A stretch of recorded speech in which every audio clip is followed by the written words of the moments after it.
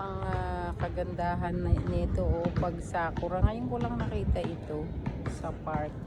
Dito siya sa likuran ng barbecuehan. Ang ganda. Biruin mo yan. Yan lahat yan pag na kulay pink April. Babalikan kita sa April. Next year. Ang ganda harap at likod at meron silang kinukuhanan dun na parang ikakasal. Ayan. Mga nagpipictorial sila. Yan. Try nating silipin. At ang aking apo ay ito. Nanonood siya ng soccer ball. Ayan. Diba? Tingnan nyo ang ganda At meron din dito sa